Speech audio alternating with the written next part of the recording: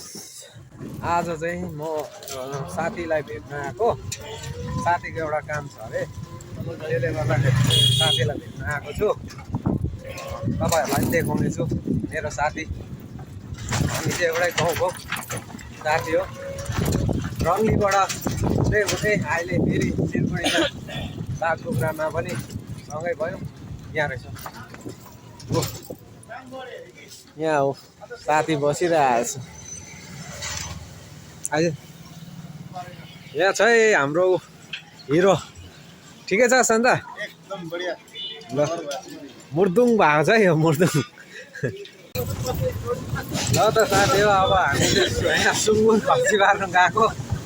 हेर्नुहोस् है जग्गा यस्तो छ। यो चाहिँ हाम्रो साथी विकासको घर हो र केटाहरू पनि छ यहाँ। त्यो भाइको त यो होइन हाम्रो केटाहरू फेरि यहाँ खसी पार्नुको लागि मान्छे हेरिहाल।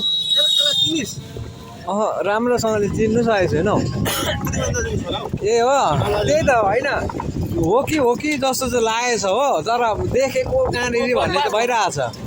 ए केटाहरू फेरि हो, आज चाहिँ हाम्रो भेट भएको छ केटाहरू। साथी हो यस्तै छ अहिले।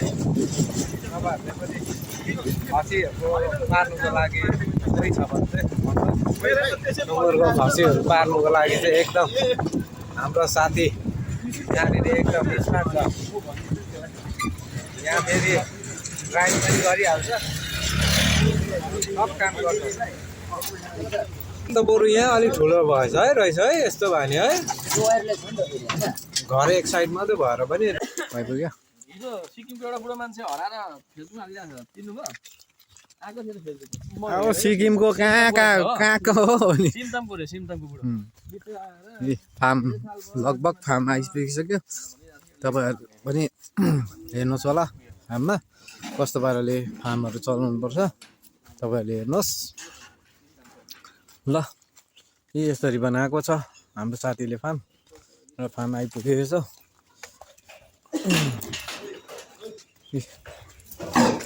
फार्म चाहिँ डह्रो बनाएको रहेछ अहिले। सुँगुर कम्ती रहेछ, फार्म चाहिँ डह्रै बनाएको रहेछ। पानी जाने चाहिँ अलिक ढाल बनाउनु पर्थ्यो रहेछ है। माउ त कमै भएको छ। बिमार भयो नि।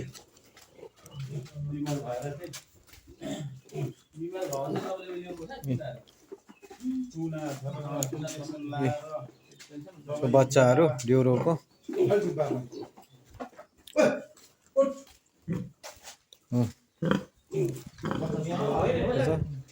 फार्म चाहिँ डह्रो बनाएको रहेछ साथीले। अब यिनीहरूलाई खसी पार्नु पर्ने साथी हो, 5वटालाई खसी बनाउनु पर्ने।